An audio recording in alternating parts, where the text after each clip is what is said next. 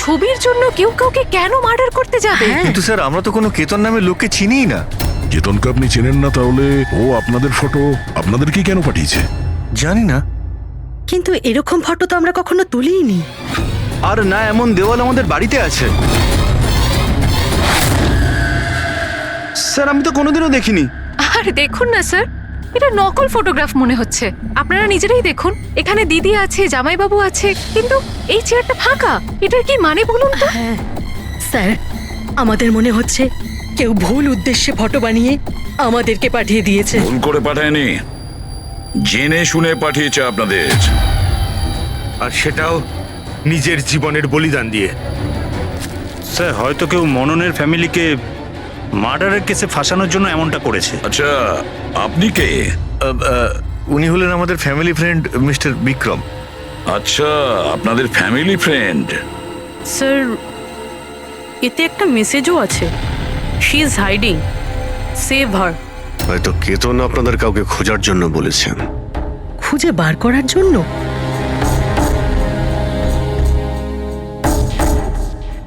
Sir, sir এই ফটোটা তো আমার মেয়ে রিয়ার মতো মনে হচ্ছে।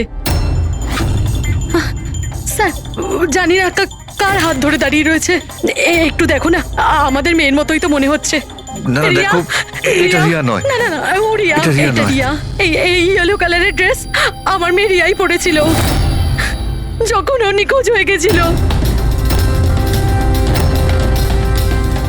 মনে হচ্ছে কেতন রিয়াকে খোঁজার কথা বলেছে। এটা রিয়াই, একটু এটা রিয়া দেখো না। নয়। এক মিনিট, কতদিন ধরে উধাও আপনাদের মেয়ে? 12 বছর। হ্যাঁ, 12 বছর? স্যার এই 12 বছর পরে কেউ কারোর ইনফরমেশন কেন দেবে? এই রিয়া 12 বছর ধরে নিখোঁজ। কিছু না কিছু কারণ তো নিশ্চয়ই আছে এই ফটো পাঠানোর। স্যার কোনো কারণ নেই, এটা শুধুমাত্র একটা কোইন্সিডেন্স। আর 12 বছর পরে হঠাৎ করে রিয়ার ইনফরমেশন কোথা থেকে পেলো? হ্যাঁ স্যার দেখুন, এটা রিয়া হতেই পারে না। রিয়ার মৃত্যু 12 বছর আগে হয়েছে। এটা রিয়া কি করে হতে পারে? এটা রিয়াই। দেখো না মনন, আরে, এটা আমাদের মেয়ে দিদি, রিয়া। কি এই ছবির পেছনে পড়ে আছিস? দেখো, এটা চল রিয়া চল নয়। আমার সাথে চল, সামলা নিজেকে। আরে এটা নেভার কিছু নিয়ে এসো তাড়াতাড়ি।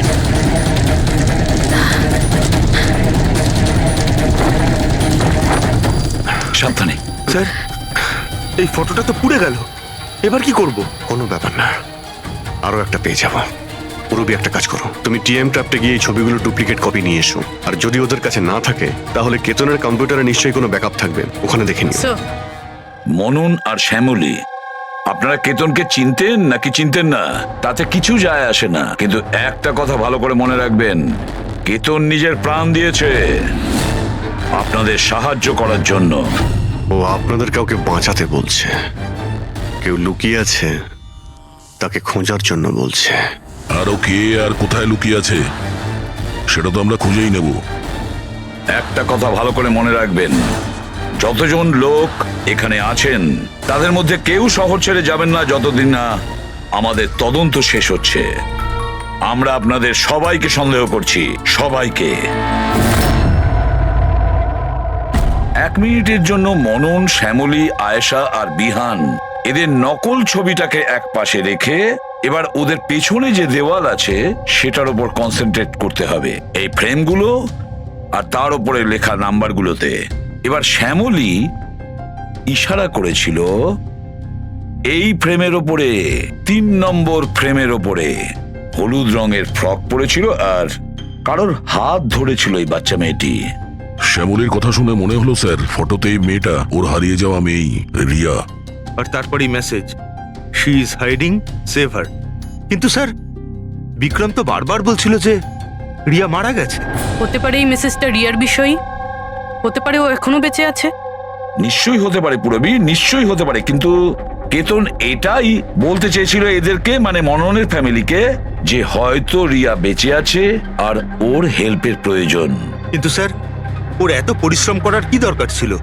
সরাসরি ফোন করতে পারতো আর বলে দিত যা বলার আছে রিয়াকে নিয়ে, অথবা পুলিশকেও ইনফর্ম করতে পারতো। স্যার হতে পারে ওকে কেউ ভয় দেখিয়েছে, তাই তো বাধ্য হয়ে ও এটা করেছে। কেতন তো তার কর্তব্য করেছে, আর আমরা তার পরিশ্রমকে ব্যর্থ হতে দেব না।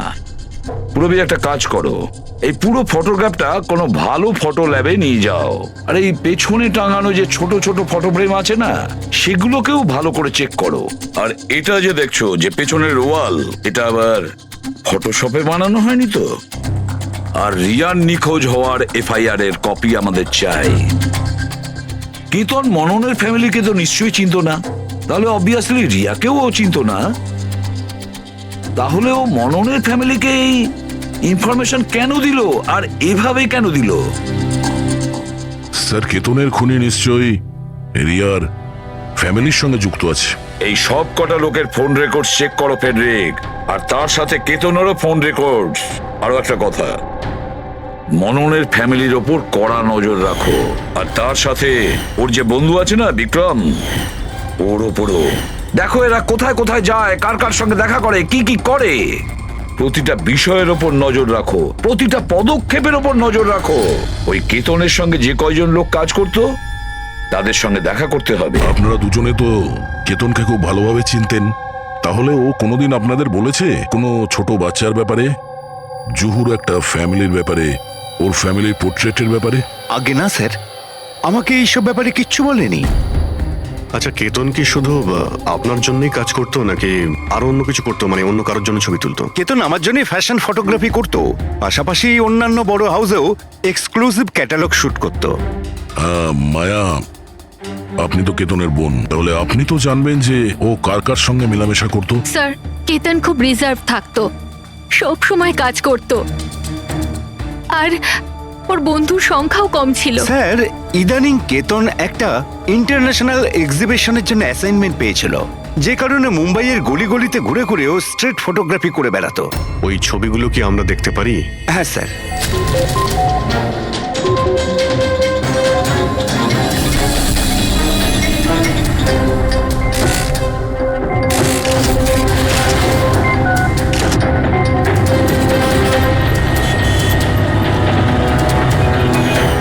এত ভালো পোর্টফোলিও বানিয়েছিল, অথচ এক্সিবিশনে সাবমিটই করলো না।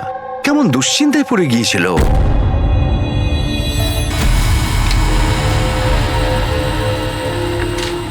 এই ওয়ালে যতগুলো ফটোজ আর নাম্বার আছে সবগুলো আসল।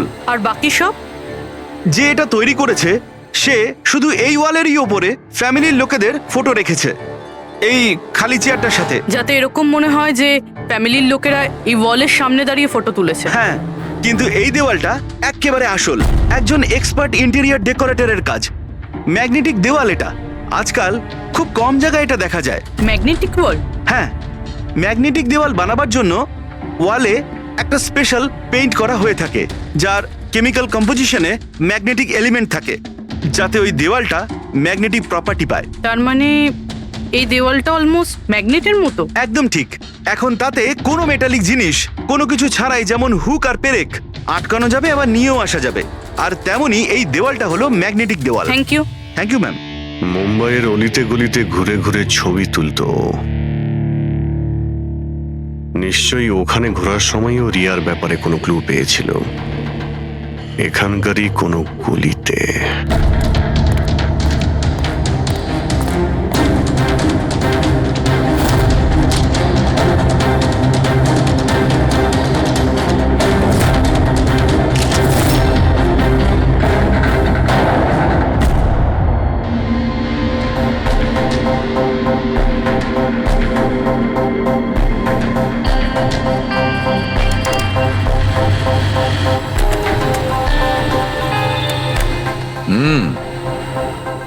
তাহলে এই ব্যাপার।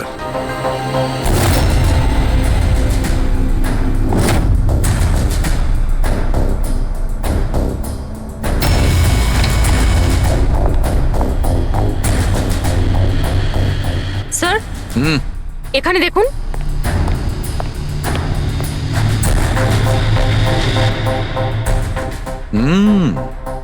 Good job Sarika. Thank you. বলো সালুকে, কি পেলে? বস, একটা দারুণ জিনিস পেয়েছি। দয়া, তোমার মনে আছে তুমি আমাকে কিছু ওই চকচকে জিনিস দিয়েছিলে, যেটা তুমি ক্রাইম স্পটে পেয়েছিলে, মনে আছে? স্যার, এটা ওখানে ক্রাইম সিন থেকে পাওয়া গেছে। এটা মাটি কিংবা কাদা তো মনে হচ্ছে না। হতে পারে কোনো অয়েল কিংবা গ্রিস। তুমি একদম ঠিক ভেবেছিলে দয়া, ওটা গ্রিসই ছিল। বস, আমি ওই পদার্থটার মধ্যে গ্রিসের চিহ্ন পেয়েছি, আর ওই গ্রিসটা এত পুরনো যে এখন ও ওর কেমিক্যাল কম্পোজিশনই বদলে ফেলতে চলেছে। এক মিনিট শাহরুখে, পুরনো মানে কত বছরের পুরনো? অ্যাকচুয়ালি বস, যে জায়গা থেকে এই গ্রিসের কৌটোটা পাওয়া গেছে সেই জায়গাটা অনেক দিন আগে নিশ্চয়ই বন্ধ হয়ে গেছে। আর স্যার, কেতনের নাকের ফ্লুইডস থেকে আমি এই অ্যাক্রিলিক, নাইলন, পলিয়েস্টার, পলিপ্রপলিন এইসব জিনিসের ট্রেসেস পেয়েছি। আর ওর লাংসেও এই সেম জিনিস পাওয়া গেছে, fabric fibres. Nylon, polyester, olefin, acrylic, দয়া এই সব জিনিসগুলো তো ফেব্রিকের সঙ্গে রিলেটেড। কিন্তু এ তো একজন ফটোগ্রাফার ছিল, এর কি সম্পর্ক ছিল এই জিনিসগুলোর সঙ্গে? হ্যাঁ স্যার, যেখানে এ থাকে সেই বাড়ির আশেপাশে কোনো ফ্যাক্টরিও নেই, তাহলে ওই কাপড়ের টুকরোটা ওর লাংসে কি করে প্রবেশ করলো? হতে পারে এরকম কোনো জায়গায় ও যাওয়া আসা করতো। হ্যাঁ বস, কোনো ফ্যাক্টরি, কারখানা, মিল। আর বারবার যায় স্যার, তবেই এটা পসিবল। আর বারবার যেত কেতন এইরকম কোনো জায়গায়, কিন্তু কেন, কিসের জন্য? স্যার, শ্যামলী ডিপ্রেশনে চলে গেছে, ও বাড়ি থেকে বাইরেই বেরোচ্ছে না। আর বিক্রম? বিক্রম আর বিহান প্রায় দেখা করে, জানি না ওদের মধ্যে কি নিয়ে যেন একটা ঝগড়া হয়। আর এই বিহান গিয়ে উকিলদের সাথে দেখা করে।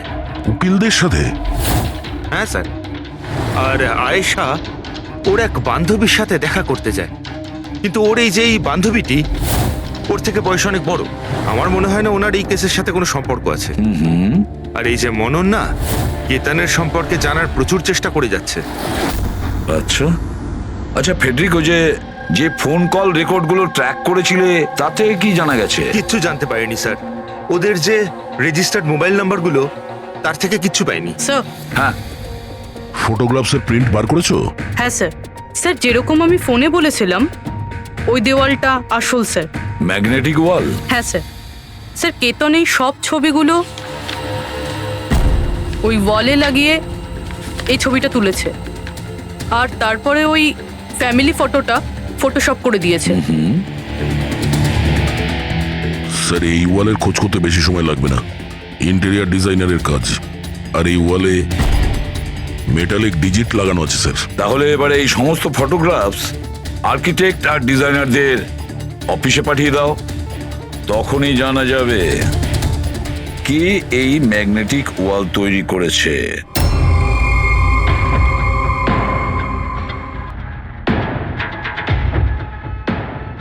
এই যে ফ্যামিলিটা বসে আছে, এর পেছনে যে দেওয়ালটা আছে সেটা কি আপনি বানিয়েছেন? না স্যার, একজন এনারাই ইন্টেরিয়ার ডিজাইনার আছে, ও নিজের বোল্ড আর ক্রিয়েটিভ ডিজাইন নিয়ে খুব ফেমাস। হতে পারে ওই এটা বানিয়েছে। অফকোর্স এটা আমারই ডিজাইন করা, ম্যাজিক লাইফ অ্যাডলভসের জন্য ডিজাইন করেছি এটা আমি। ইটস এ ম্যাগনেটিক ওয়াল। এই সমস্ত নাম্বার ম্যাগনেটিক ম্যাটেরিয়ালের উপর, যেটা বিনা কোনো হুক বা পেরেক ছাড়াই আমরা আটকাতে পারি আর খুলতেও পারি। কিন্তু কিন্তু কিন্তু আমার ডিজাইনের মতে তো এই সমস্ত নাম্বার সিরিয়াল ওয়াইজ ছিল, যেমন 1 2 3 4 5 6 7 8 9 10। হ্যাঁ, কিন্তু ম্যাম এতে তো নাম্বার 1320678 এটা কেন হলো? হ্যাঁ স্যার, হয়তো এটা কেতনই করেছে, কিন্তু কিন্তু এই ওয়ালের ছবি কেন তুলেছিল? এটা তো এখন ম্যাজিক লাইভ অ্যাড ল্যাবের লোকেরাই বলবে। স্যার, এটাই সেই ওয়াল যেখানে আপনি ছবিগুলো দেখিয়েছিলেন? হ্যাঁ স্যার, ওয়ালে ফটোর যে অ্যাকচুয়াল নাম্বার রয়েছে ওটা এটাই ছিল স্যার। ফটোজের মধ্যে যা চেঞ্জেস হয়েছে সেটা কেতনই করেছে স্যার। কেতন এই নাম্বারগুলো অর্ডারে ছিল, তাই না? তুমি শুধু 320 এইসব নাম্বারগুলো বদল করে তাদের তলায় স্পেসিফিক ফটোজ কেন লাগিয়ে দিয়েছো? কিছু না, আসলে পাজলস বানাচ্ছিলাম, নাম্বারস আর ফ্রেমসগুলোকে একসাথে করে। একটা ইন্টারন্যাশনাল এক্সিবিশন রয়েছে, সেটার জন্য।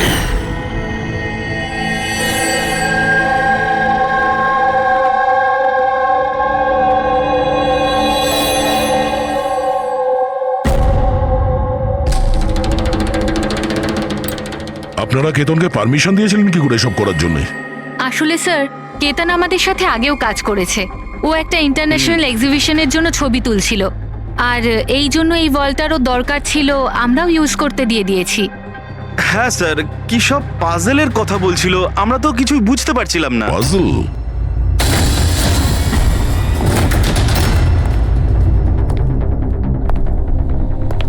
এই নাম্বারগুলো তো পাজলের।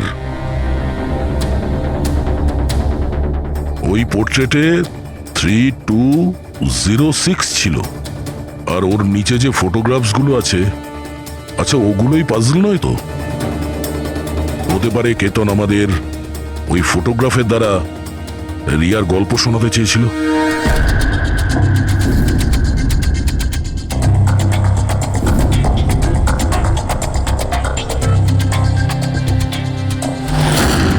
এই রিয়া নিখোঁজ হয়েছিল কবে? কবে নিখোঁজ হয়েছিল? রিয়ার মিসিং এর এফআইআর এর কপি আছে না? হ্যাঁ স্যার। স্যার, ওর এই কেসের সঙ্গে কি কানেকশন? ওই কেসটা তো স্যার অনেক বছর আগে বন্ধ হয়ে গেছে, কিন্তু জানি না কেন দয়া, আমার মনে হচ্ছে রিয়ার এফআইআর এর সঙ্গে হয়তো আমাদের কেস সলভ করার জন্য কোনো সূত্র পেতে পারি। FIR 82217 in Mumbai PS. FIR এর ডেটটা দেখো দয়া, এই দেখো 3206। 3/2/2006, মানে এটা ডেট। একদম ঠিক বলেছো, 3206 3rd ফেব্রুয়ারি 2006। দিদি, ভরসা রাখো। জানি না আমার মেয়ে কি অবস্থায় আছে। আপনারা মজা করছেন না তো? আপনারা সত্যি আমার মেয়েকে খুঁজে বার করবেন? ও অ্যাকচুয়ালি বেঁচে আছে কি? আপনার মেয়ে বেঁচে আছে এটা শুনে আপনার খুশি হওয়া উচিত, আর আপনি এইভাবে কথা বলছেন। ড্যাড, আমার বোন রিয়া বেঁচে আছে। স্যার, কোথায় ও? দেখুন, আমরা খুব তাড়াতাড়ি রিয়ার অ্যাড্রেসটা খুঁজে পাবো। সেই জন্য আপনারা যা জানেন আমাদের বলে দিন। শেষবার আপনারা ওকে কবে দেখেছিলেন, ওর সঙ্গে কি হয়েছিল, আর এক্স্যাক্টলি ও নিখোঁজ হলোটা কি করে? কিন্তু স্যার, এই 4টে ছবির কি মানে হতে পারে? কিন্তু নিশ্চয়ই আমাদের রিয়ার বিষয়ে কিছু বলবার চেষ্টা করেছিল। দেখো না ফটোগুলো, এই 3 নম্বর ফটোটা, এতে একটা ছোট্ট বাচ্চা আছে, কাঁদছে, কোনো বড় মানুষের হাত ধরে কোথাও চলে যাচ্ছে। 2 নম্বর ফটোতে রিয়া অনেকটা বড় হয়ে গেছে, এমন জালের পিছনে রয়েছে, মনে হচ্ছে কেউ ওকে জালের মধ্যে বন্দি করে রেখেছে। এই 3য় ছবি, এটাতেও মনে হচ্ছে যেন কেউ ওকে বন্দি করে রেখেছে। আর স্যার, এই যে শেষের ফটোটায় কেউ ওকে জড়িয়ে ধরেছে আর পিঠে ছুরি মারতে যাচ্ছে। স্যার, এমন মনে হচ্ছে যে কেতন এই ফটোগ্রাফের দ্বারা রিয়ার গল্প বলছে। এক্স্যাক্টলি। দেখো, রিয়া ছেলেবেলায় কিডন্যাপ হয়েছে, তারপরে ওকে বন্দি করা হয়েছে, আর তারপরে ও যখন 18 বছরের হয়েছে তখন ওকে শেকলে বেঁধে রাখা হয়েছে, আর তারপরে ও এমন কাউকে পেয়েছে যে ওকেই মারার প্ল্যান করছে। এমন কেউ যাকে রিয়া বিশ্বাস করে। তার মানে স্যার, কেতন একদম বুঝে শুনে মডেলদের এমন ছবি বানিয়েছে যাতে সত্যিটা সামনে চলে আসে। সেই কারণেও কেতনকে রাস্তা থেকে সরিয়ে দিয়েছে। রিয়া বাকি বাচ্চাদের মতো নর্মাল ছিল না। ওর স্বভাব ওর বয়সের বাচ্চাদের তুলনায় অনেক আলাদা ছিল। এই জন্য সব সময় ওর ওষুধের প্রয়োজন পড়তো। যখন ও ওষুধ খেত না, ওর মাথা ওর কন্ট্রোলে থাকতো না। ও যা ইচ্ছে করতে পারতো। ও নিজের ক্ষতি করতো, এমনকি নিজেকে মেরে ফেলারও চেষ্টা করতো। আচ্ছা, এই রিয়া নিখোঁজ হলো কোথা থেকে? আমরা ওকে স্পেশাল বাচ্চাদের স্কুলে ভর্তি করেছিলাম। ও ওখান থেকেই নিখোঁজ হয়েছে। তারপরে কি আপনারা কোনো ফোন কল পেয়েছিলেন টাকা পয়সার জন্য বা অন্য কোনো কল? না, কোনো ফোন আসেনি। হ্যাঁ, কিন্তু পরে আমরা জানতে পারলাম যে হসপিটাল থেকে ওর মেডিকেল ফাইলটা পাওয়া যাচ্ছে না। ফাইল উধাও হয়ে গিয়েছিল মানে? কেউ এরকম কেন করতে যাবে? আর তাও এমন মেয়ের যার মানসিক অবস্থা খুবই খারাপ। সেটাই তো আমি বলছি। আরে, যার মানসিক পরিকাঠামো এত দুর্বল, সে মেয়েটা 12 বছর বাঁচতে পারে কি করে? আরে, সমস্যা ছিল। এটা আপনি কি করে বলতে পারছেন? লজ্জা করে না আপনার? মেয়ে হয়ও আপনার, দেখুন, একটা ব্যাপার তো আমি বুঝতে পেরে গেছি, যদি রিয়াকে পাওয়াও যায় তাতে আপনি খুব একটা খুশি হবেন না। কিন্তু আমরা ওকে খুঁজেই ছাড়বো, যে কোনো মূল্যে।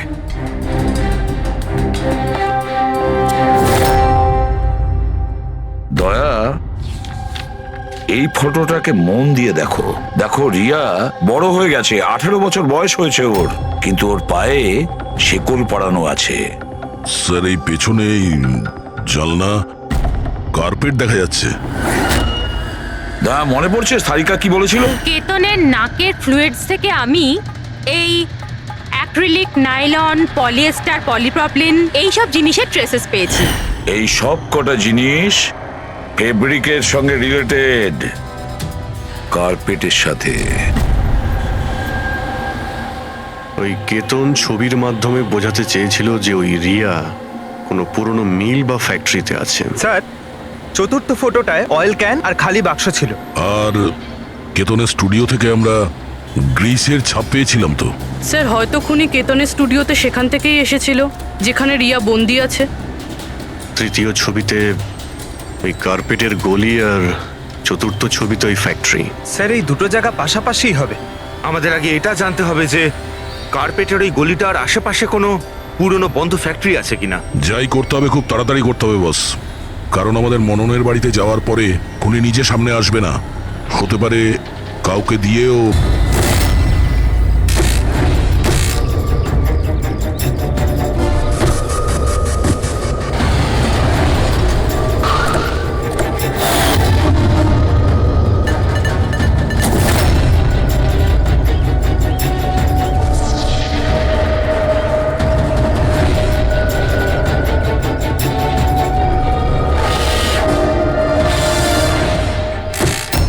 হ্যাঁ, ইনি আমাকে টাকা দিয়েছিলেন আমার ফটো তোলার জন্যে। 2 দিনের জন্য এসেছিলেন। তৃতীয় দিন দেখলাম মনে হলো কারোর পিছু নিচ্ছেন উনি।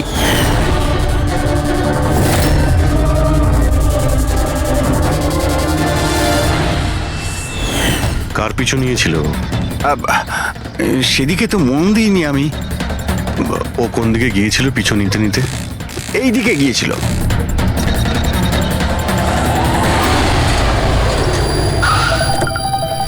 হ্যাঁ, পৌঁছে গেছি আমি। হ্যাঁ, চিন্তা করো না, বেঁচে ফিরবে না ও আজকে।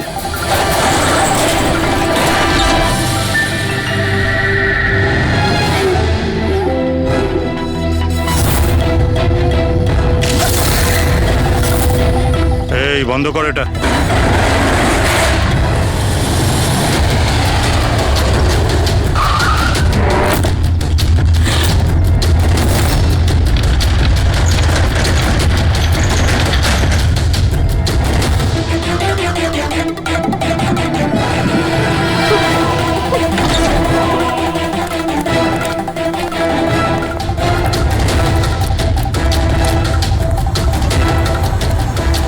আর কোনো উপায় নেই, বাচ্চাটাকে আমাদের মারতেই হবে।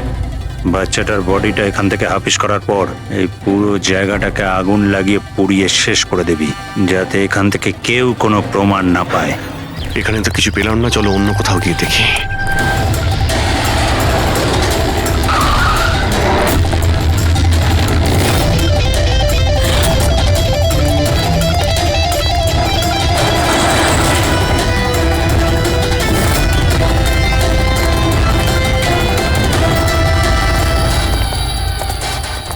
রিয়া, রিয়া, তোমার মা বাবার কাছে নিয়ে যেতে এসেছি, চলো। দাঁড়াও,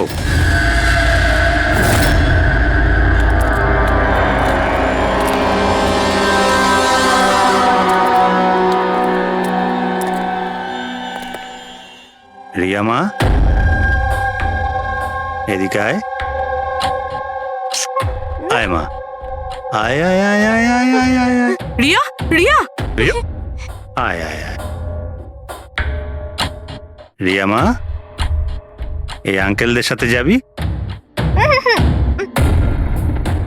এই বাচ্চাটা তোমাদের সাথে যেতে চায় না, একবার চেষ্টা করে দেখো। ঠিকই বলছে ফ্রেডি, এই মেয়েটা ভাবছে যে আমরা ওর শত্রু, আর ওকে ওর বন্ধু ভাবছে, কারণ ওদেরও রোজই দেখে। তুমি একদম ঠিক ধরেছ। আর এই সরল বাচ্চা মেয়েটা তো এটাও জানে না যে আজও মরতে চলেছে।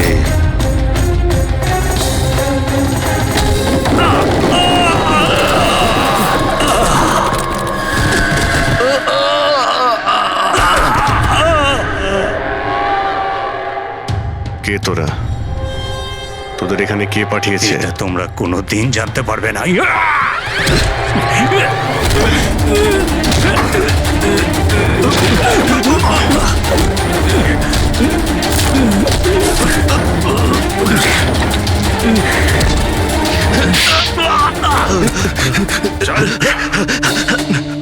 এ তো গেছে দেখছি। তোদের কে পাঠিয়েছে? হ্যাঁ, স্যার আমি কিছু জানি না স্যার, ওই সব কিছু জানতো স্যার। যে জানতো সে তো মারা গেছে। এবার কি করে জানতে পারবো স্যার কে পাঠিয়েছিল এদের? রিয়া তো প্রচন্ড ভয় পেয়ে আছে, ও কিছু বলতেও পারবে না।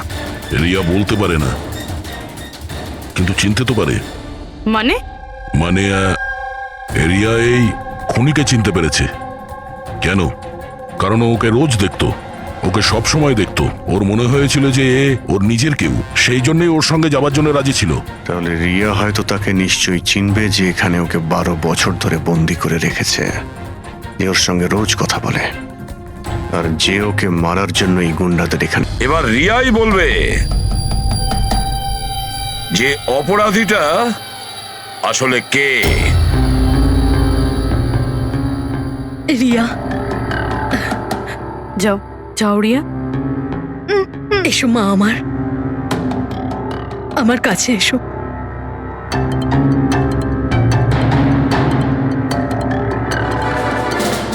রিয়া,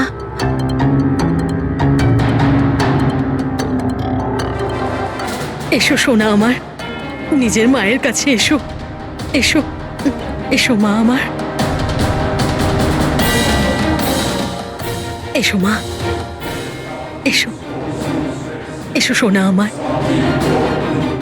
আয় মা। রিয়া,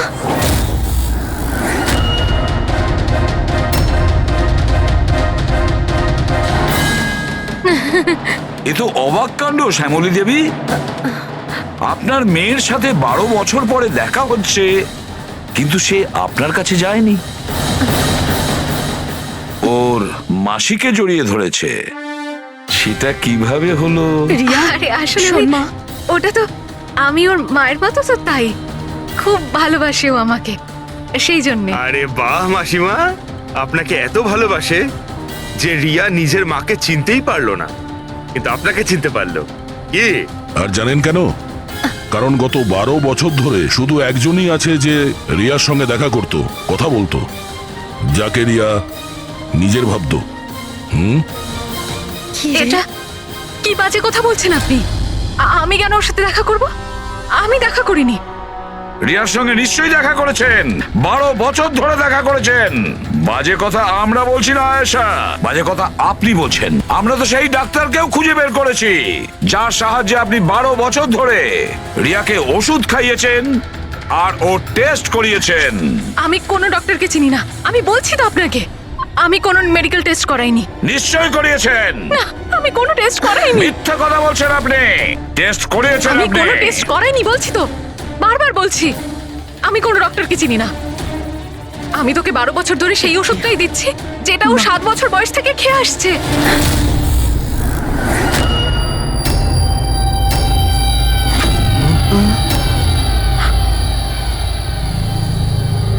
এসে গেলেন না? হ্যাঁ, যে লোকটাকে আপনি পাঠিয়েছিলেন রিয়াকে মারতে, ওর মোবাইলে আমরা ওর নাম্বার পাই, যে আপনার বন্ধু, যার সঙ্গে আপনি সবসময় দেখা করেন। আয়েশা, তুই এমন কেন করলি? বিহানের জন্যে। আমার ডিভোর্স হয়ে গেছিল। আমার জীবনে এমনিও আর কোনো উদ্দেশ্য ছিল না। আমি বিহানকে কার কাছে রেখে যেতাম? আমার মনে হলো যে এই পুরো প্রপার্টি, এই টাকা, এগুলো সব আমার ছেলের হওয়া উচিত। রিয়ার না, রিয়া তো তাছাড়া এমনিতেই ভীষণ অসুস্থ। তুমি নিজের ছেলের ভবিষ্যৎ তৈরি করতে গিয়ে নিজের বোনের মেয়ের জীবনে অন্ধকার নামিয়ে দিয়েছিলে, হ্যাঁ? শোনা, রিয়া নিখোঁজ হওয়ার পরে মনন আর শ্যামলী তোমার ছেলে বিহানকে দত্তক নেয়, এটাই তো তোমার প্ল্যান ছিল। তুমি এতটা নিচে নেমে গেছিলে যে তুমি একটা ছোট বাচ্চাকে মেরে ফেলতে চাইছিলে? আমি ওকে মারতে চাইনি, আমিও একজন মা। বিশ্বাস করুন আমার, আমি রিয়াকে আঘাত করতে চাইনি। খুব চেষ্টা করেছি আমি ওকে সামলানোর, কিন্তু কিন্তু সামলাতে পারেননি, আর সেই কারণেই আপনি রিয়াকে মারার পরিকল্পনা করেন। এই কেতন মাঝখানে কি করে এলো? আর ও রিয়ার ব্যাপারে কি করে জানলো? কেতনের সাথে আমার অ্যাফেয়ার চলছিল। ও আমার থেকে বয়সে ছোট ছিল ঠিকই, কিন্তু আমি ওকে খুব সাহায্য করতাম। অনেকবার আমি ওকে টাকাও দিয়েছি ওর কাজের জন্য। শুধু বয়ফ্রেন্ড ছিল? ও তো তোমাকে মন থেকে ভালোবেসেছে, সেটা কি ওর দোষ ছিল? ও তোমার বয়ফ্রেন্ড ছিল, তাহলে ওকে তুমি মারলে কেন? হ্যাঁ, ওই কার্পেটের গলিতে একদিন ফটোশুট করছিল, হঠাৎ ও আমাকে দেখে ফেলে, আর আমার পিছু নিতে নিতে ও রিয়া পর্যন্ত পৌঁছে যায়। আমি ওকে খুব ভয় দেখাই, খুব হুমকি দিই, এমনকি এটাও বলি যে আমি ওর ক্যারিয়ার ধ্বংস করে দেব। কিন্তু না, বোধহয় ওর মধ্যে মানবিকতা জাগছিল, সেই জন্য ওকে শেষ করে দিতেই হলো। বাহ, দারুণ কাজ করেছেন। কিরকম মা আপনি! 12 বছর ধরে একটা নিষ্পাপ শিশুকে তার মা বাবার থেকে দূরে রেখেছেন। কি পেলেন আপনি? হ্যাঁ, ভুলে গিয়েছিলেন আপনি যে দেরি করে হলেও সত্যিটা সামনে আসবেই। নিজের স্বার্থ সিদ্ধির জন্য বড় অপরাধ করেছেন আপনি। আইন আপনাকে কোনোদিন ক্ষমা করবে না। কঠোর থেকে কঠোরতম শাস্তি হবে আপনার, কঠোরতম শাস্তি।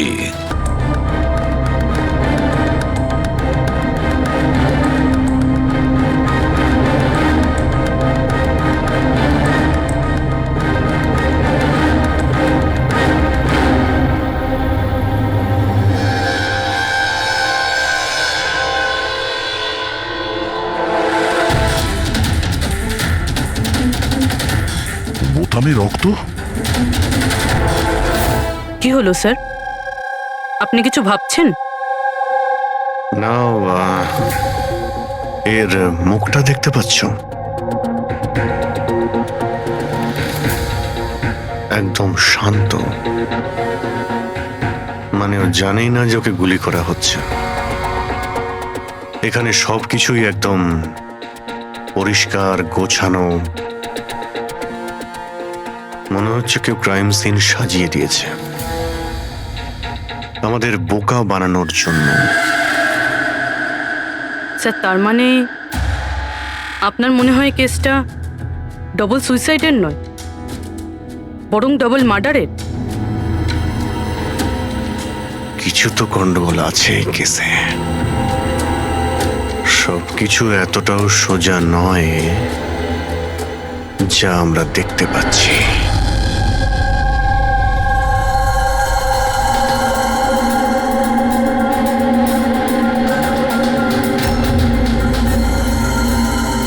বস, দুজনকে একটাই বন্দুক থেকে গুলি করা হয়েছে, আর ওই বন্দুকে কৈলাসের আঙুলের ছাপ আছে।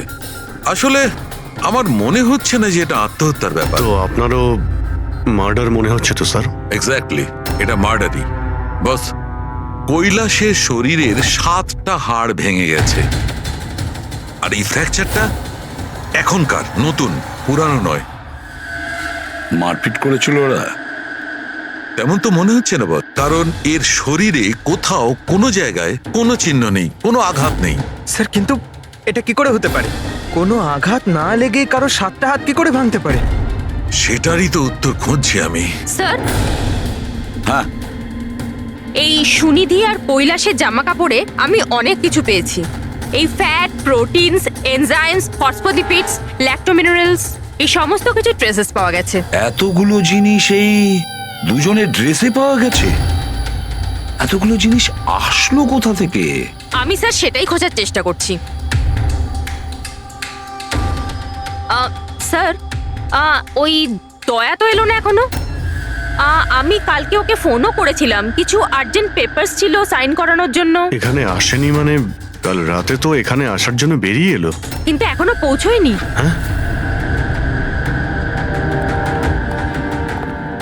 রবি, দয়াকে ফোন করো এখনই।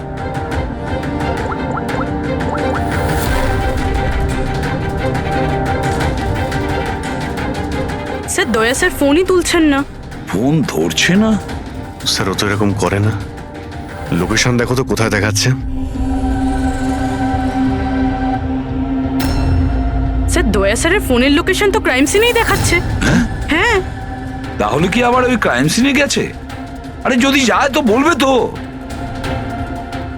না স্যার, ফোন ক্রাইম সিন থেকে বেরোয়নি, ওখানেই রয়েছে কাল রাত থেকে। কি স্যার, আমরা যখন ক্রাইম সিন ওখানে সিল করছিলাম দয়া তো ওখানে ছিলই না, কেউই ছিল না ওখানে। দয়া গেছে কোথায়?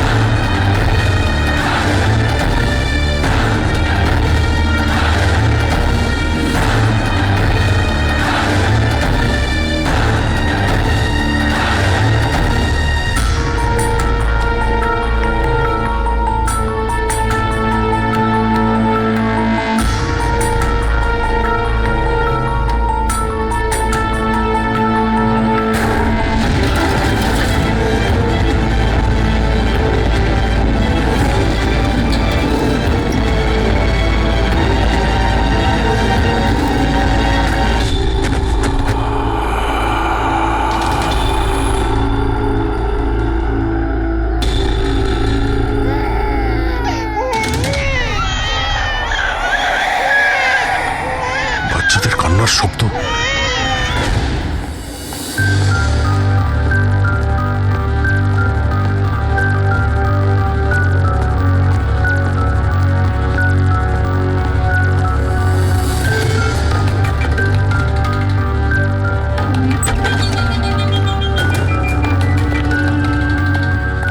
স্যার দয়া স্যারের ফোন তো এখানেই ট্র্যাক হয়েছে, কৈলাসের বাড়িতে, কিন্তু দয়া স্যার তো এখানে নেই। আরে কিন্তু ফোনের লোকেশন তো এখনো এখানেই দেখাচ্ছে। হ্যাঁ স্যার, লোকেশন তো এটাই দেখাচ্ছে। স্যার কোনো রকম কিছু। স্যার দুটো খুন হয়ে গেছে স্যার, আর হঠাৎ করে দয়া স্যার এইভাবে উধাও হয়ে গেলেন। আচ্ছা, কালকে তুমি এক্স্যাক্টলি দয়াকে ঠিক কোথায় দেখেছিলে? আমি এখানে দাঁড়িয়েছিলাম, এভিডেন্স চেক করছিলাম, আর দয়া স্যার ওই দিকে দাঁড়িয়েছিলেন, ফোনে কথা বলছিলেন ফরেনসিক ল্যাবে, আর আমি আপনাকে ডাকতে ওই দিকে গেছি, আর তারপর থেকে ওনাকে দেখতে পাচ্ছি না।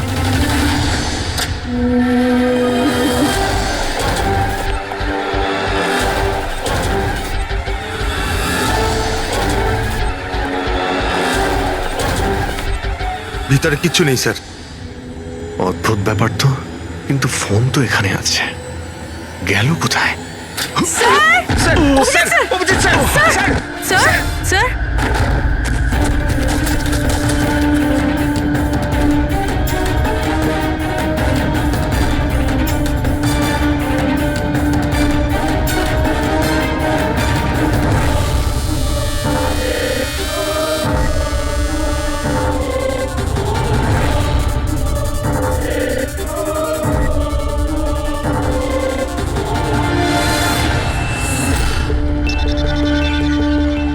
দয়ার মোবাইল।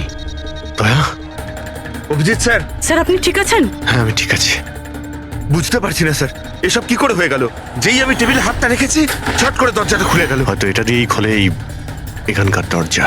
এই দেখো, আমি দয়ার মোবাইল পেয়েছি। আমার মতো দয়াও এইভাবেই ঢুকেছিল এখানে। বাটন?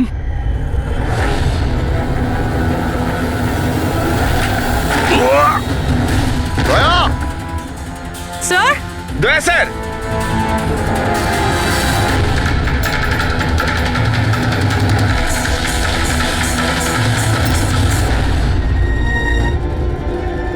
বাচ্চার রুমাল এখানে কি করে এলো?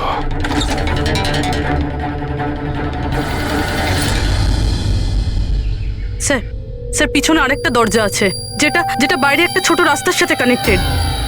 লুকোনো গোডাউনের লুকোনো জায়গা।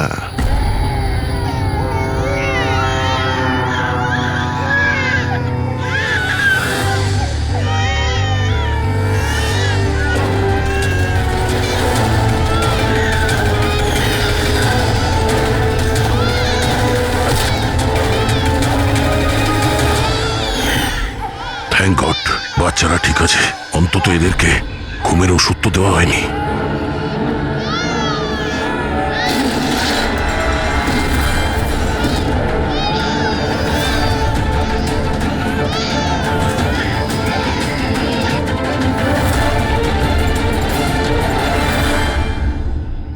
তো এই গোডাউনের ব্যাপারে আপনারা কিছুই জানেন না?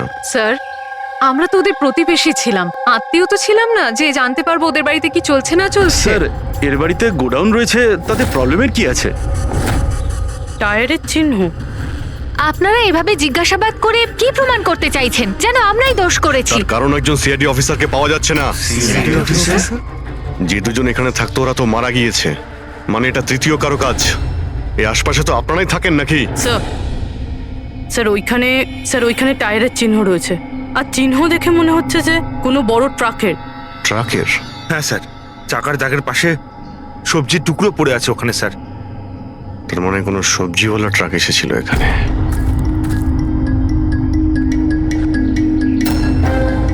এটা আবার যেন বলবেন না যে এখানে কোনো সবজির ট্রাক আপনারা দেখেননি। স্যার, আমরা তো কখনো দেখিনি। অদ্ভুত তো, সব ব্যাপারই না। আপনারা সরে যান, সরে যান বলছি। তুমি ঠিক আছো তো? তুমি ঠিক আছো? একটা কথা মনে রাখবে, এই বন্দুক কিন্তু কোনো খেলনা নয়। এতে কেউ মারাও যেতে পারে। কথা দেওয়ার বন্দুক নিয়ে কোনোদিন খেলবে না। আমি কখনো খেলবো না। খেলনা বন্দুক দিয়েও নয়। না।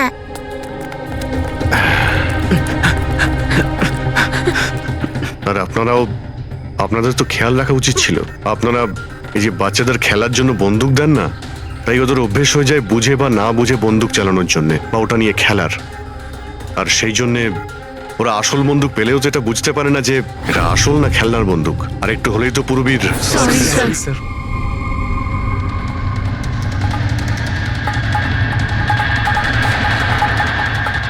দয়ার বন্দুক। বস আজকে বলেছে আজ রাতে ওই পার্টি আসবে এই বাচ্চাদের ডেলিভারি নিতে, ঠিক আছে? সে তো ঠিক আছে বস, বাচ্চাগুলো তো ঠিক জায়গাতে পৌঁছেই যাবে। কিন্তু এই সিআইডি লোকেদের কি করব? যদি বলো ওপরওয়ালার কাছে পাঠিয়ে দেবো নাকি ওদের? ওর কপালে তো তাই লেগে আছে দেখছি। তবে কি করতে হবে বসে এবার জিজ্ঞেস করে নেবো। আর একটা কথা বল, ওই সিআইডির বডি বিল্ডারকে এখানে আর কি প্রয়োজন? সাইজ দেখেছিস একবার? আরে ভালো হয়েছে অজ্ঞান করার ওষুধ খাইয়ে রেখে দিয়েছি। যদি জ্ঞানে থাকতো না ভাই, তাহলে তাণ্ডব নৃত্য শুরু করে দিত এতক্ষণে।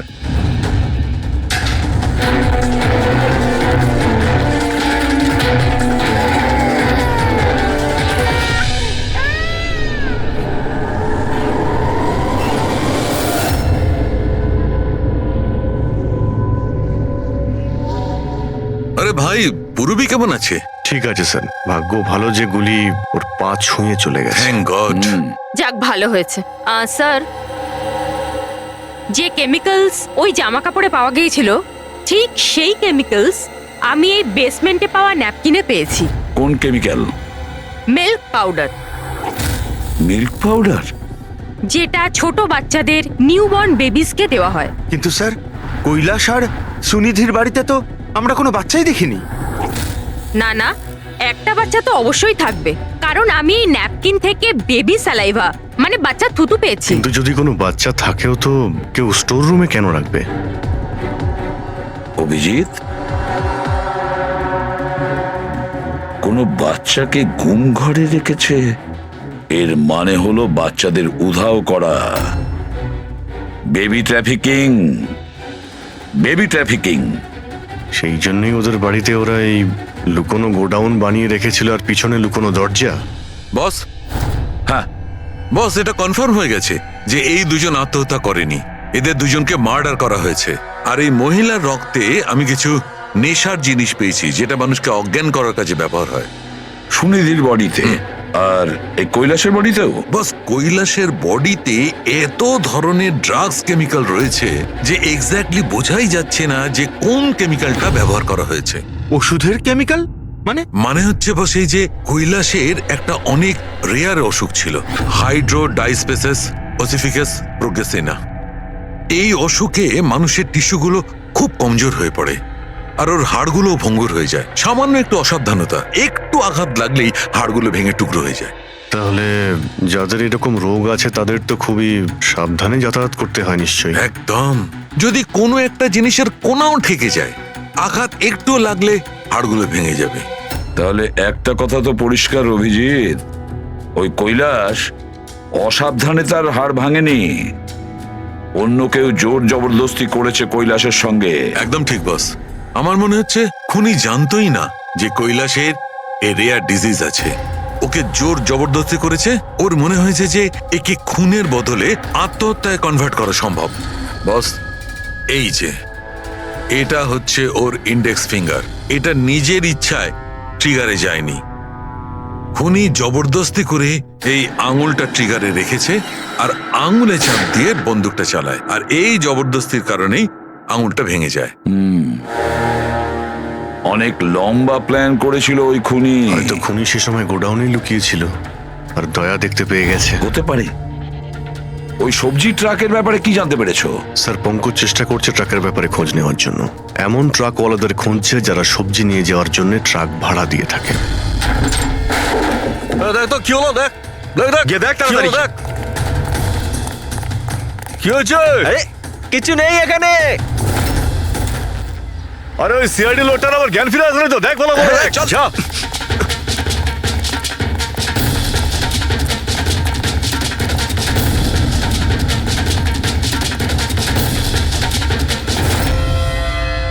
আরে বাচ্চাগুলোকে দেখ তাড়াতাড়ি। দেখছি এক্ষুনি, এইদিকে গিয়ে।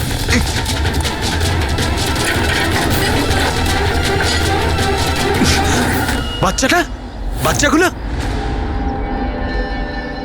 রাজু, আরে বল না কেউ, কি হলো কি?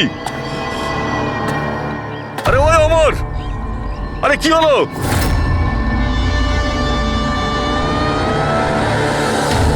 রাজু,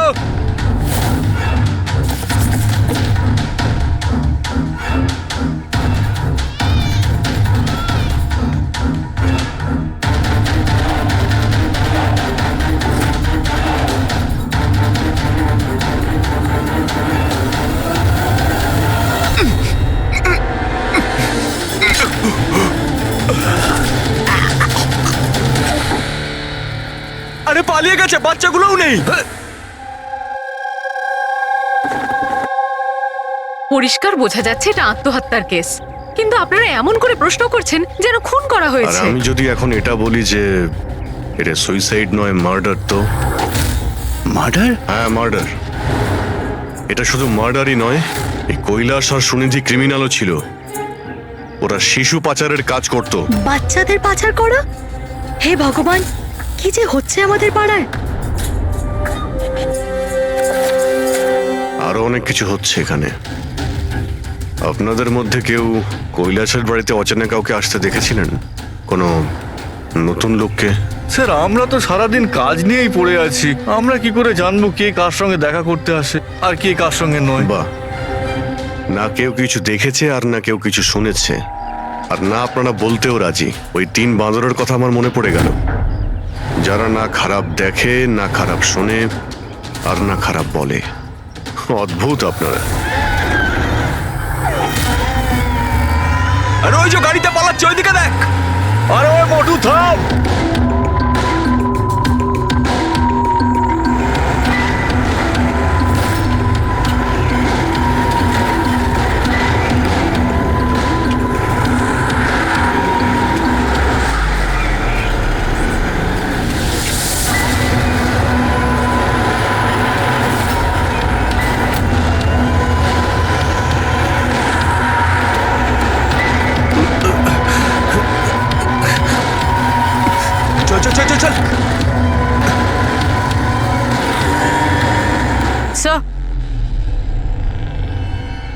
স্যার ওই বাড়ির ভিতর নতুন কিছু তো পাইনি, এই এই ঘুঙুর পেয়েছি, যেটা হয়তো নতুন।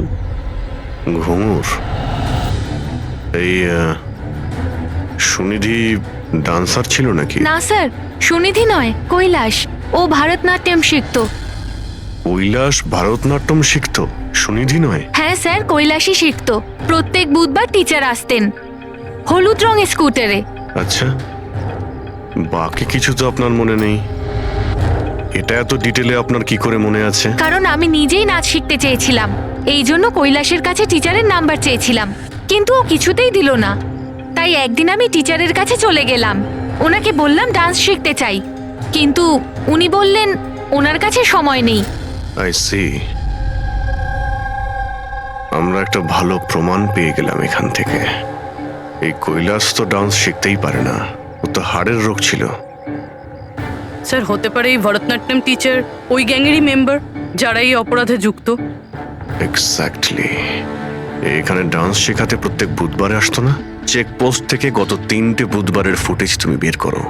হলুদ রঙের স্কুটি করে কজন মহিলা এসেছেন, ওদের মধ্যে কেউ একজন হবে এই ডান্স টিচার। হ্যাঁ পঙ্কজ, কি জানতে পারলে সুনিধি আর কৈলাসের ফোন রেকর্ডার ব্যাংক থেকে? বিশেষ কিছু নয়, খুবই চালাক। আচ্ছা, ওই সবজি ট্রাকের ব্যাপারে কি জানতে পারলে?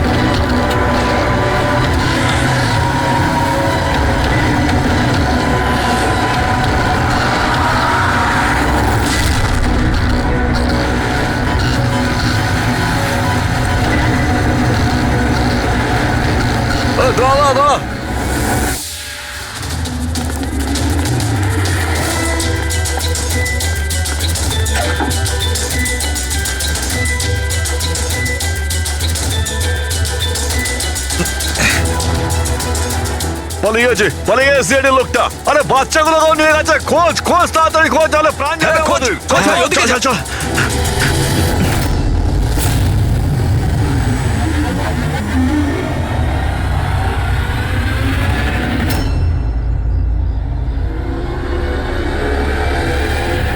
স্যার ওই কৈলাসের ডান্স টিচারের হলুদ স্কুটার পাওয়া গেছে, যেটা সে প্রতি বুধবার আসতো।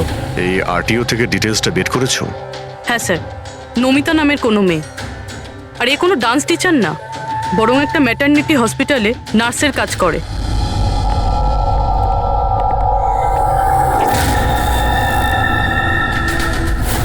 এটা কি রক্ত?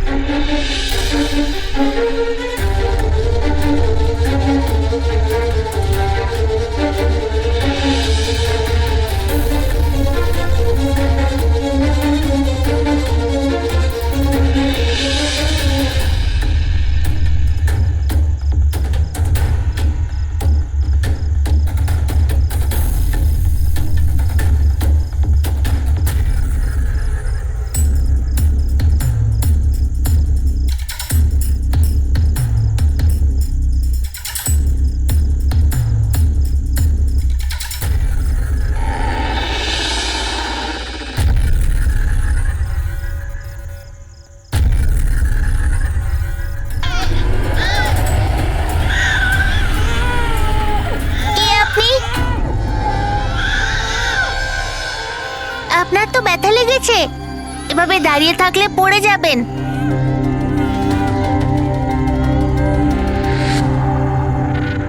কত রক্ত বেরোচ্ছে, আপনার একটু কষ্ট হচ্ছে না? বাবু তুমি এখানে কার সাথে থাকো, একলা থাকো? না না, মা আর বাবা আছে তো, কিন্তু আজ ওরা শহরে গেছে, কারণ কৃষকদের র্যালি আছে তো, তাতে অংশ নিতে। ও, তাহলে তো আমার এখানে থাকাটা ঠিক হবে না, কারণ আমার জন্য এই বাচ্চাটাও যেন বিপদে না পড়ে যায়। আরে আরে, আপনি বাইরে যাচ্ছেন এখন? বাবু আমাকে যেতে হবে এখান থেকে। হ্যাঁ ঠিক আছে, প্রথমে কিছু খেয়ে নিন, শক্তি পাবেন, তারপরে চলে যাবেন। বাবা সবসময় বলে বাড়িতে আসা অতিথি একদম ভগবানের মতো হয়, তাকে না খাইয়ে পাঠাতে নেই। খুব ভালো কথা বলে তোমার বাবা। আচ্ছা বাবু, একটু একটু দুধ পাওয়া যাবে এই ছোট ছোট বাচ্চাগুলোর জন্য? হ্যাঁ হ্যাঁ, নিশ্চয়ই।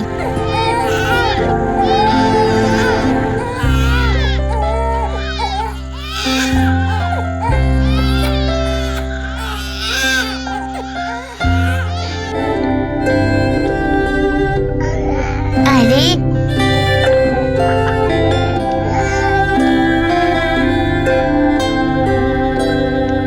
বস, নমিতার খুন 1 ঘন্টা আগে হয়েছে, তোমাদের ওখানে পৌঁছে যাবার ঠিক 1 ঘন্টা আগে। 1 ঘন্টা আগে? তার মানেটা কি স্যার? এর মানে হলো এটাই ফেডরিক, যে খুনি অনেক বড় প্ল্যান করেছিল কৈলাস আর সুনিধিকে মারার জন্য, কিন্তু নমিতাকে মারার জন্য এত তাড়াহুড়ো কেন, এত তাড়াহুড়ো করছিল কেন? আরে চাইলে তো ওদের দুজনের সঙ্গে মেরে ফেলতে পারতো।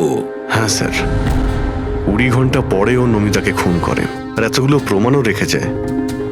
এর কি মানে হতে পারে? অভিজিৎ, খুনি নমিতাকে মারতে চায়নি, নিশ্চয়ই এমন কিছু ঘটেছিল যার জন্য ওকে লাস্ট মোমেন্টে ডিসাইড করতে হয়েছিল নমিতাকে মেরে ফেলার জন্য।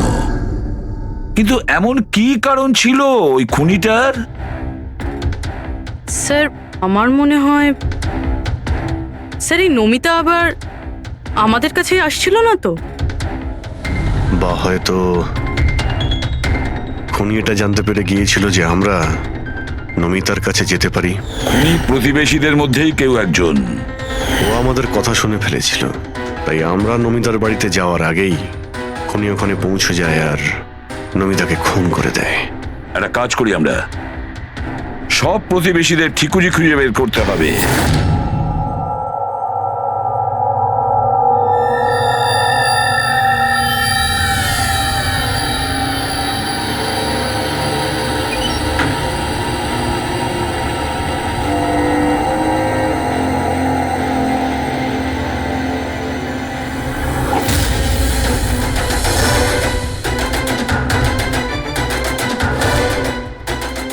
আঙ্কেল, আঙ্কেল,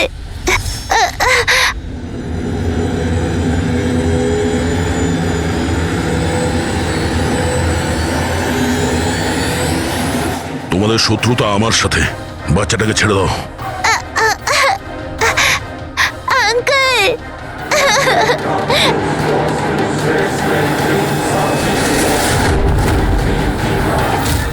আঙ্কেল,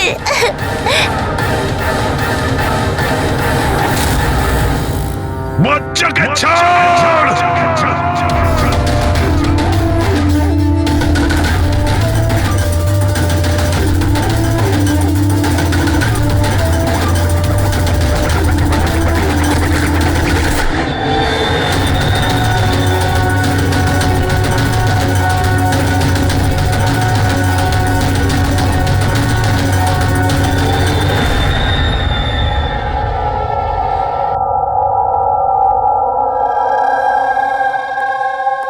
হ্যাঁ অভিজিৎ, স্যার সমস্ত প্রতিবেশীদের ফোন আমি ট্র্যাক করে দেখলাম, কেউই তো স্যার নমিতাকে কোনো ফোনই করেনি, আর দুজনের কাছে তো ফোনই নেই।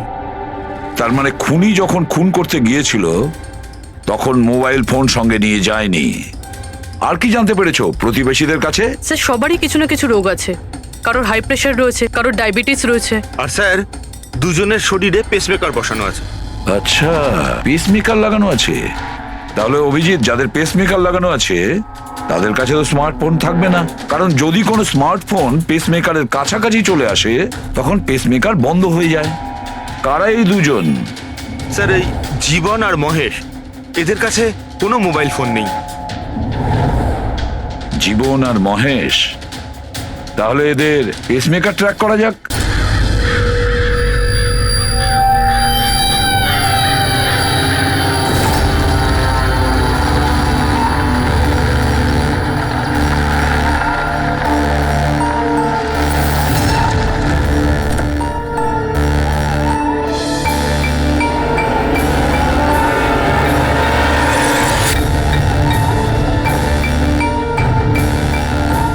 আপনার জন্য অপেক্ষা করছিলাম স্যার। বাচ্চাটা কোথায়? ভেতরেই রয়েছে। বস, একে কি করবো? মেরে দাও ওকে।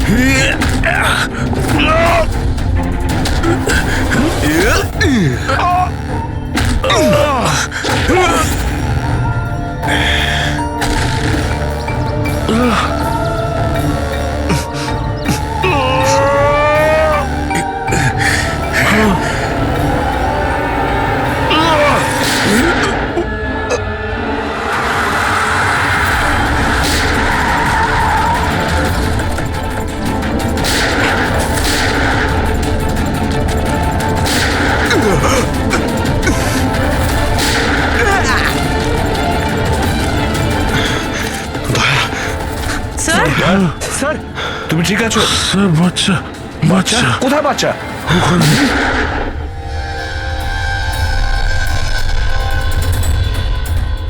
ব্যাস। জীবন, আর এগুলো বাচ্চাদের যে কি হতে পারে সেটা নিশ্চয়ই বলে দিতে হবে না? জীবন, তোমার খেলা শেষ হয়ে গেছে, এবার চুপচাপ তুমি আমাদের কাছে সারেন্ডার করো। বেশি কথা নয়। দয়া, দয়াকে তাড়াতাড়ি হসপিটালে নিয়ে যেতে হবে। কেউ কোথাও যাবে না।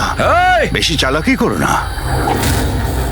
তোমরা সিআইডির লোকেরা এখানে এলে কি করে? সিআইডি অপরাধীর কাছে পৌঁছানোর রাস্তা নিজেরাই খুঁজে নেয়, আর এবার সেই রাস্তা বলে দিয়েছে তোমার বুকে যেটা বসানো আছে, সেই পেসমেকারটাই ওই বলেছে। পেসমেকার? হ্যাঁ, পেসমেকার। তুমি কি ভেবেছিলে তোমার পেসমেকার শুধু তোমার হার্টবিটটাই রেকর্ড করে? আরে তার সাথে সাথে এটাও রেকর্ড রাখে যে তুমি কোথায় যাচ্ছ আর কোথা থেকে আসছো, বুঝেছো? ব্যাস, আমরা খোঁজ পেয়ে গেছি। নমিতার খুনের সময় তুমি ওর বাড়িতেই ছিলে। জীবন বাবু, সুনিধি আর কৈলাস বাবুর মৃত্যুর সময়ও আপনি ঘুমোচ্ছিলেন না, আপনি জেগেছিলেন। সেটাও আপনার পেসমেকার আমাদেরকে জানিয়েছে। আমি যদি ওকে না মারতাম ও আমাকে মেরে দিত। আমার সমস্ত ব্যবসা নষ্ট করে দিচ্ছিল, সেই জন্যই আমি ওকে মেরে আত্মহত্যা দেখিয়েছিলাম। আপনি তো ভাবতেই পারেননি, তাই না, যে সিআইডির টিম আপনার এই ডেরা পর্যন্ত পৌঁছে যাবে আর আপনার খেলা শেষ করে দেবে? সবই তোমাদের অফিসার দয়ার জন্য হয়েছে। ভুল সময়ে ভুল জায়গায় পৌঁছে গিয়েছিল। হ্যাঁ, দয়ার একটা পুরনো অভ্যেস। অপরাধের কাছে পৌঁছানোর জন্য দয়া ভুল সময় আর ভুল জায়গাতে পৌঁছেই যায়। কি দয়া, ঠিক বলছি তো আমি? দয়া,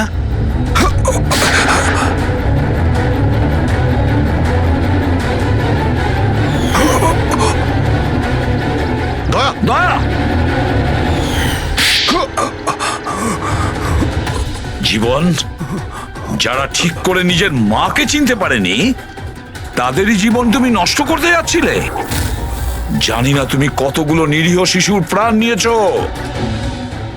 এর থেকে নিকৃষ্ট অপরাধ কিছু হতে পারে না। ফাঁসির থেকেও যদি কোনো বড় শাস্তি পৃথিবীতে থাকতো না, সেটাও তোমার জন্য কম হয়ে যেত। চলো, তোমরা ওই বাচ্চাদের সামলাও।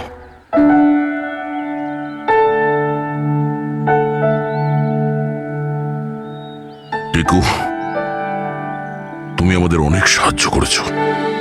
খুব ভালো বন্ধু তুমি। আবার দেখা হবে। Okay uncle. নিজের খেয়াল রেখো। হ্যাঁ, অভিজিৎ, দয়াকে হসপিটালে নিয়ে যাও। Yes sir. আরে বাবা, হসপিটালে যেতে হবে না, আমি ঠিকই আছি, যাওয়ার কোনো প্রয়োজন না না নেই। দয়া, স্যার যখন অর্ডার দিয়েছে তোমাকে হসপিটালে নিয়ে যেতেই হবে। ভাই চলো। একটা কাজ করি, হসপিটালে গিয়ে তারপর ব্যান্ডেজ করে বেরিয়ে আসি। আমি তো বলবো তুমি অ্যাডমিট হয়েই যাও। ভালোই হবে তাহলে যদি ওখানকার কোনো লেডি ডক্টরের সঙ্গে তোমার বিয়েটাও হয়ে যায়। হ্যাঁ, বিয়ে? এই বিয়ের কথাটা কোথা থেকে এলো? আরে ভাই, এত মিষ্টি মিষ্টি তিনটে নিষ্পাপ শিশুকে তুমি তো সামলাচ্ছিলে। একটা কেসে আমিও দুজন শিশুকে সামলাচ্ছিলাম, তাই আমাদের অভ্যেস তো ভালোই হয়ে গেছে। তাই আমরা বিয়েটাও করে ফেলি নাকি? আচ্ছা, তাহলে একটা কাজ করি, হ্যাঁ। কোনো ভালো হসপিটালে গিয়ে অ্যাডমিট হয়ে যাই। দেখি ওখানে গিয়ে কোনো ভালো দেখতে ডক্টর পেয়ে যাই। চলো আমিও যাই তোমার সঙ্গে, আমিও তাহলে অ্যাডমিট হয়ে যাই।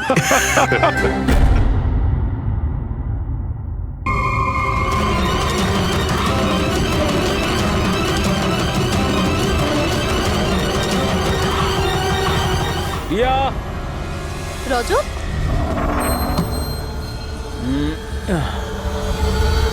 লিসেন রজত, প্লিজ তুমি আর সাসপেন্স ক্রিয়েট করো না। বলো না কি এমন বড় খবর যেটা তুমি আমাদের সবাইকে জানাতে চাও? আরে বলছি বাবা, বলছি, আগে সবাইকে ডেকে নাও। ওকে ওয়েট, গাইস গাইস,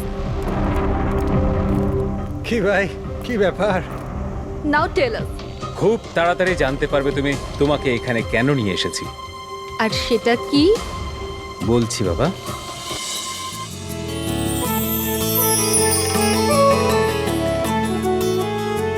এই রিয়া দেখো, ওই যে তোমার সারপ্রাইজ।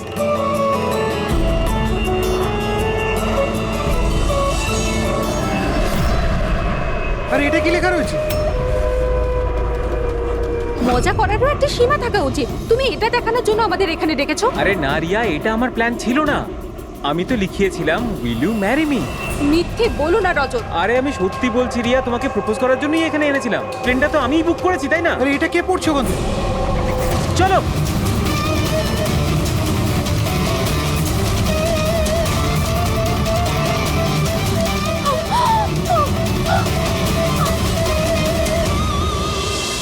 আপনারা পিছনে সরে যান প্লিজ, পিছনে পিছিয়ে যান আপনারা। আমাদের কাজ করতে দিন। স্যার, পুরো বডি ফেটে গেছে স্যার। একটু দেখো এর পকেটে কোনো আইডি আছে কিনা।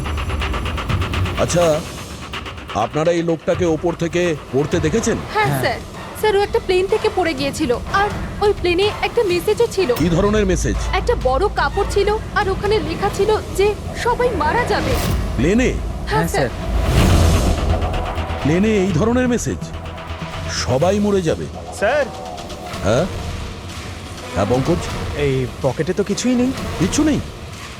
এর শরীরে কোনো আঘাতের চিহ্ন আছে, গুলি করার কিংবা ছুরি মারার? না স্যার, আঘাতের কোনো চিহ্ন নেই। কিন্তু এই দেখুন, এখানে কিছু অদ্ভুত দাগ রয়েছে। দাগ তো এর পুরো শরীরে। স্যারের চোখটা দেখুন, রক্তের মতন লাল। আর এর মুখ থেকে গ্যাজলাও উঠেছে। স্যার, এনাকে আবার বিষ দেওয়া হয়নি তো? না ফ্রেডি, বীজ তো মনে হচ্ছে না। যদি বীজ দেওয়া হতো তাহলে পুরো শরীর নীল হয়ে যেত। এটা অন্য কোনো ব্যাপার মনে হচ্ছে। এই দাগ অন্য কিছু। তার মানে স্যার এই মৃত্যু নর্মাল নয়? মনে তো হচ্ছে সেটাই। এই দাগ দেখে মনে হচ্ছে যে মৃত্যুর কারণ খুব সাংঘাতিক। আর কারণটা কি এটা তো ফরেন্সিক ল্যাবে গেলেই বোঝা যাবে।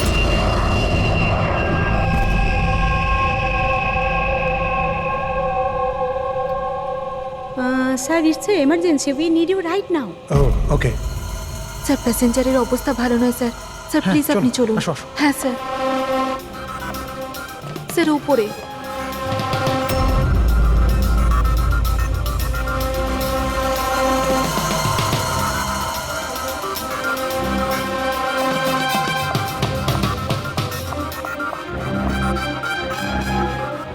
এক্সকিউজ মি, কিছু সমস্যা হয়েছে?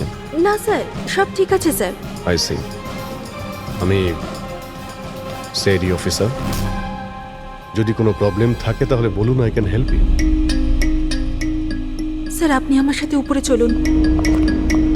This way sir. উনি সিআইটি অফিসার। স্যার, এই প্যাসেঞ্জারের অবস্থা খুব খারাপ হয়ে যাচ্ছিল। আর স্যার, ওনারা দুজন হচ্ছেন ডক্টর। কি হয়েছে কি না? স্যার, ইনি মারা গেছেন। কি? হ্যাঁ। হ্যাঁ স্যার, কি করে? খুব অদ্ভুতভাবে এনার মৃত্যু হয়েছে স্যার। এই দেখুন, আমরা কিছুতেই বুঝতে পারছি না যে এটা কোনো জিনিসের রিয়াকশন না অন্য কিছু। এই লোকটা কি এখানে বিজনেস ক্লাসে একাই যাচ্ছিলেন? না স্যার, উনি তো ইকোনমিক ক্লাসেই ট্রাভেল করছিলেন, কিন্তু বিজনেস ক্লাস খালি ছিল আর ওনার অবস্থাও খুব খারাপ। যাতে অন্যরা প্যানিক না করে তাই ওনাকে এখানে ট্রান্সফার করা হয়েছে। I C. স্যার, এটা কি?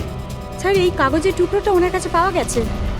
যদি পাইলট প্লেনটাকে নামানোর চেষ্টা করে তো আবার এইরকমই হাল হবে।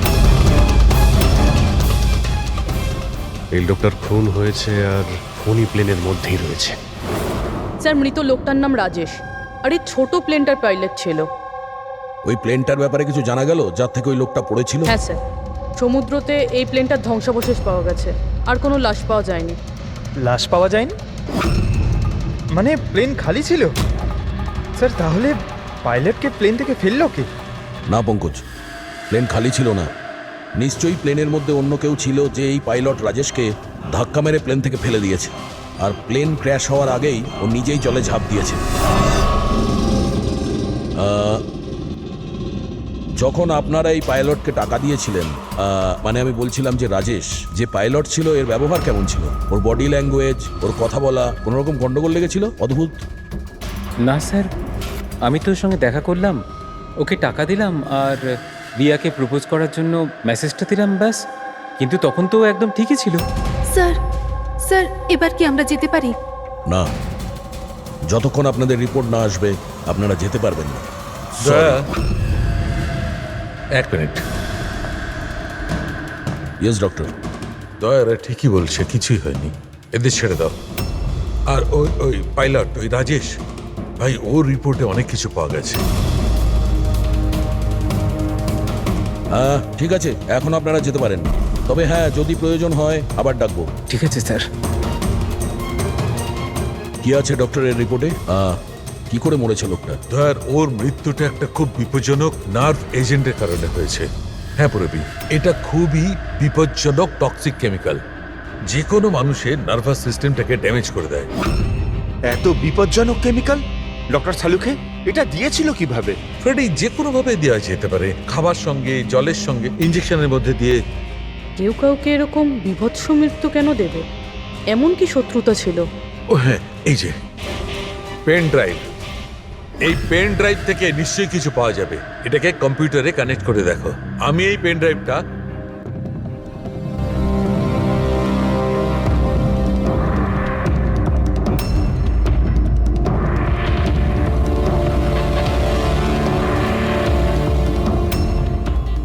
এতক্ষণে আপনারা নিশ্চয়ই বুঝেছেন যে আমি কি করতে পারি।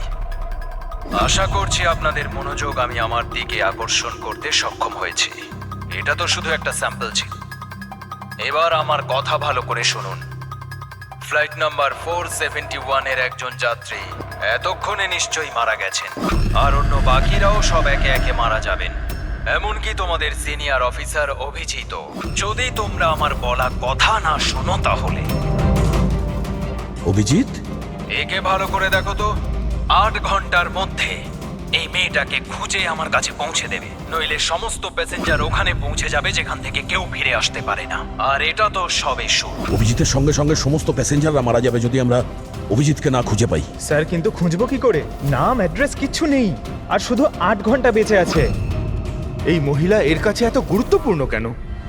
একবার যদি মেয়েটাকে ধরতে পারি তাহলে জানতে পারবো যে এই মেয়েটা এত দামি কেন। এই মুহূর্তে আমাদের কাছে সময় নেই, একটা কাজ করো, এই ফটোটা লোকাল ইনফরমার্স, পুলিশ স্টেশন আর সোশ্যাল মিডিয়ায় ছড়িয়ে দাও। খুব তাড়াতাড়ি এই মেয়েটাকে খুঁজতে হবে আমাদের। ততক্ষণে আমি অভিজিতের সঙ্গে কন্ট্যাক্ট করার চেষ্টা করছি। জানি তো এই ফ্লাইটে কি ঘটেছিল। ভয় পাওয়ার কোনো প্রয়োজন নেই, কোনো না কোনো রাস্তা নিশ্চয়ই বেরোবে। আপনি একটা কথা বলুন তো, গ্রাউন্ডে কারোর সঙ্গে যোগাযোগ করার কোনো রাস্তা আছে? প্লেনে ওয়াইফাই আছে, আপনি ওটার থ্রু কমিউনিকেট করতে পারেন। একটা কাজ করুন, এটাকে ওয়াইফাই এর সঙ্গে কানেক্ট করে দিন। স্যার, এটা কোনো ধরনের রিয়াকশন কি? দেখুন, যদি সংক্রামক হতো তাহলে হয়তো আমরা এতক্ষণে ইনফেক্টেড হয়েও গেছি বা হতেও পারতাম, আবার হয়তো মৃত্যুও হতে পারে স্যার। Sir,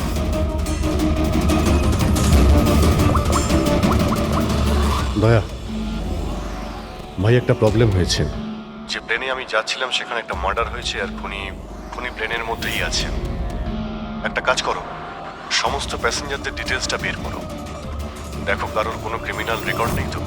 flight number 471। পুরবি, ফ্লাইট 471-এ যত প্যাসেঞ্জার আছে আর ক্রু মেম্বার্স আছে ওদের সবার পুরো ডিটেলস বার করো। সবাই এমন করবেন যেন কিছুই হয়নি, একদম নর্মাল বিহেভ করবেন, ওকে? আর আপনি সিসিটিভি মনিটরে নজর রাখবেন, সমস্ত প্যাসেঞ্জারদের ফলো করবেন, কাউকে ডাউট হলে আমাকে বলবেন। Okay sir. ততক্ষণ আমি দেখছি এই লোকটার সঙ্গে কি হয়েছে। আচ্ছা, আপনারা খাবার দাবার কাউকে দিয়েছিলেন কি? হ্যাঁ স্যার, অনেকক্ষণ আগেই দেওয়া হয়ে গেছে। তো সবাই কি খেয়েছিল? বলা তো মুশকিল কে কি খেয়েছিল, তবে অনেকেরই খাওয়া শেষ হয়ে গেছিল। হ্যাঁ স্যার, যারা গ্যালির কাছাকাছি ছিল তারা নিজে থেকে ড্রিঙ্কস নিয়ে খেয়েছিল। নিজেরাই ড্রিঙ্ক নিয়েছিল? ঠিক আছে, ওদের উপরে নজর রাখো, হয়তো ওরা কিছু মিক্স করেছিল বা করতে চলেছে। হ্যাঁ, কাউকে কিচ্ছু বলবেন না, কেউ যেন কিছু জানতে না পারে, তাহলে খুনি কিন্তু সতর্ক হয়ে যাবে। কোনো কিছু ডাউট হলে আমাকে ইনফর্ম করবেন, okay? Excuse me ma'am. Yes sir. আপনি যিনি মারা গেছেন তার পাশেই ছিলেন না? Yes sir. কাউকে সন্দেহ হয় আপনার? না স্যার, আমার কারোর উপরে সন্দেহ নেই, আর আমি তো কাউকে দেখিও নি। I see. আপনার নাম সোনালি, তাই না? হ্যাঁ sir. Carry on please. Thank you sir.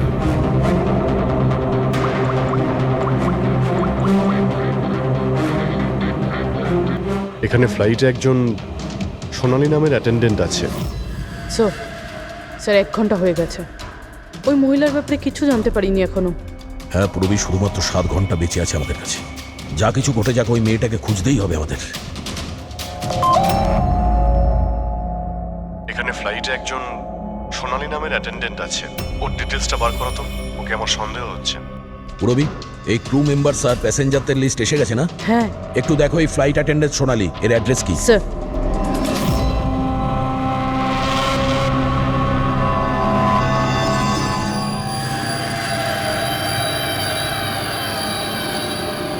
সোনালির সম্বন্ধে কি জানতে চান স্যার?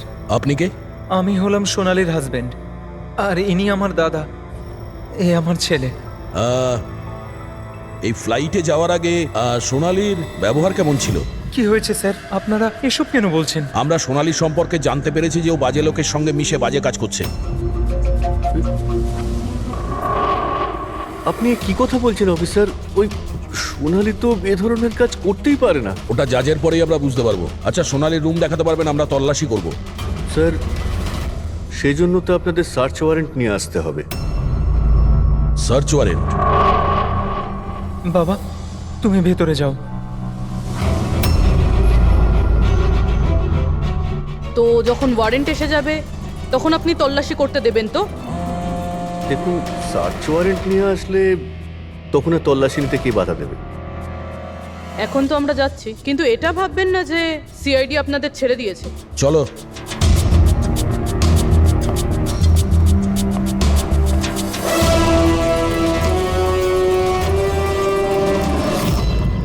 পঙ্কজ, মোবাইল বার করো তাড়াতাড়ি।